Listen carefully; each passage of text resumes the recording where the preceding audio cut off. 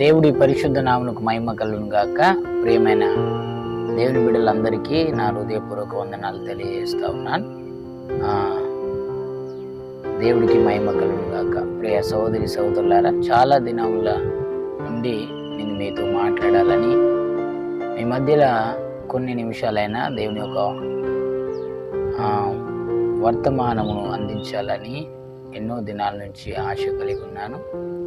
ఆ యొక్క ఆశని బట్టి ఈరోజు మీ మధ్యలోనికి నేను రావడం జరిగింది.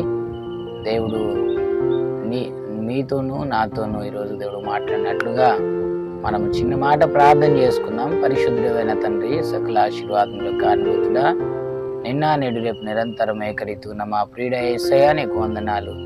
మరి సమయంలో ప్రభువా, మరి మీరే నాతో మాతో మా అందరితో మీరు మాట్లాడమని, మీరు మాట్లాడుతుండగా వినగల చెవులు, గ్రహించగల మనసు, భద్రపరుచుకున్న హృదయం నాకు మాకందరికీ మీరు దయచేయమని అడుగుచు, ఈ మాటలు వింటున్న ప్రతి బిడ్డని మీరు బలపరచమని, ఆదరించమని అడుగుచు యేసు నామములో అడుగుచున్నాము తండ్రి, ఆమేన్ ఆమేన్.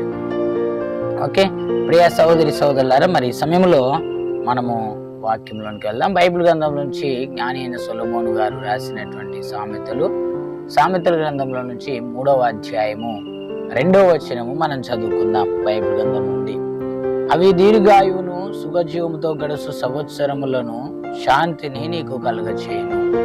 అవి దీర్ఘాయువును సుఖజీవముతో గడుసు సంవత్సరములను శాంతిని నీకు కలుగచేయును. ప్రేమైన దేవులారా, జ్ఞాని అయిన సొలొమోను రాస్తూ మాట్లాడుతూ ఉన్నాడు. ఏంటయ్యా అనంటే, అవి దీర్ఘాయువును సుఖజీవముతో గడుసు సంవత్సరములను శాంతిని నీకు కలుగచేయును అని చెప్తా ఉన్నాడు. ప్రియ సహోదరి సహోదరుడా, దేవుని బిడ్డలారా, మరి ఏంటి అవి దీర్ఘాయువును మనకు అనుగ్రహించేటి, సుఖజీవంతో గడుసు సంవత్సరాలను మనకు అనుగ్రహించేటి ఏంటి?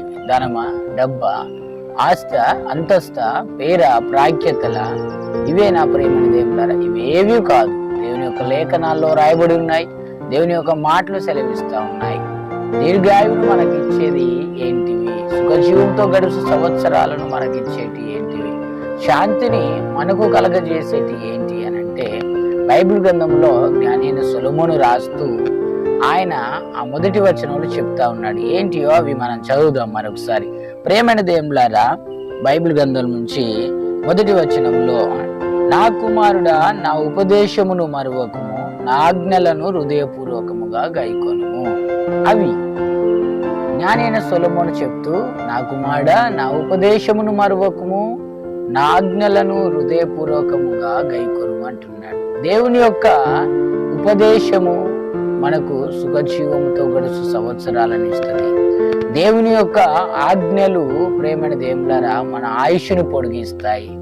దేవుని యొక్క ఆజ్ఞలు సుఖజీవంతో గడుసు సంవత్సరాలను ఇస్తాయి, శాంతిని మనకు కలగజేస్తాయి. అందుకొరకే ప్రభు అయిన యేసుక్రీస్తు, ప్రేమైన దేవులారా, అపవాదితో చెప్తూ ఏం చెప్పాడనంటే, మనుషుడు రొట్టె వలన మాత్రం కాదు గాని దేవుని నోట ఉండొచ్చు ప్రతి మాట వలన జీవించునని చెప్పేసి ప్రభు అయిన యేసుక్రీస్తు మాట్లాడుతూ ఉన్నాడు. నిజంగా ప్రేమైన దేవులారా, దేవుని యొక్క ఉపదేశము మనం మరవకుండా ఉన్నట్లయితే, దేవుని యొక్క ఆజ్ఞలను హృదయపూర్వకముగా మనము గైకొనినట్లయితే, హృదయపూర్వకముగా దేవుని యొక్క ఆజ్ఞలను మనం అనుసరించి నడిచినట్లయితే, అవి దీర్ఘాయువును మనకిస్తాయి, సుఖజీవముతో గడుసు సంవత్సరాలను ఇస్తాయి, శాంతిని కూడా మనకు కలగజేస్తాయి. ప్రేమ దేవుడు, ఈ రోజుల్లో చాలా కుటుంబాల్లో మనం చూస్తూ ఉన్నాం, శాంతి ఉండదు, సమాధానం ఉండదు, నెమ్మది ఉండదు, ఆనందము అంతకంటే ఉండదు. ప్రేమని దేవుడు, ఎందుకు కారణం ఏంటయ్యా అనంటే, ప్రియ సహోదరి సహోదరులారా, దేవుని బిడ్డలారా, దేవుని యొక్క ఆజ్ఞను అనుసరించి నడవకపోవడమే, దేవుని యొక్క ఆజ్ఞలు హృదయపూర్వకముగా గైకొనకపోవడమే కారణం. ఆయన యొక్క ఆజ్ఞలను అనుసరించి జీవించకపోవడం వల్ల వారి యొక్క కుటుంబాల్లో, ప్రియ సహోదరి సహోదరులారా, దేవుని బిడ్డలారా, దీర్ఘాయువును గాని, సుఖము గాని, సుఖజీవంతో కూడినటువంటి సంవత్సరాలు గాని, శాంతి సమాధానం గాని వారి కుటుంబాల్లో ఉండట్లేదు. అందుకొరకే ప్రియ సహోదరి సహోదరులారా, దేవుని బిడ్డలారా, మనము దేవుని యందు విశ్వాసం ఉంచి, దేవుని యొక్క ఆజ్ఞలను, ఆయన యొక్క కట్టడలను, ఆయన యొక్క ఉపదేశాన్ని మరొక మనం అనుసరించి నడుస్తాం. ఈ మాటలు దేవుడు మన వెనుకల్లో ఫలింపచేయును గాక. దేవుడు మిమ్మల్ని, మీ కుటుంబాన్ని దీవించును గాక. ఒకసారి చిన్న మాట ప్రార్థన చేసుకుందాం. పరిశుద్ధుడైన తండ్రి, విన్న ప్రతి మాట మా జీవితాలు ఫలింపచేయండి. నీ ఉపదేశం మరొక నీ ఆజ్ఞలను హృదయపూర్వకముగా గాయకొనే భాగ్యాన్ని నాకు మాకందరికి దయచేయమని యేసు నామములో అడుగుచున్నాము తండ్రి. ఆమేన్. ఆమేన్. దేవుడు మిమ్మల్ని మీ కుటుంబాలు దీవించును.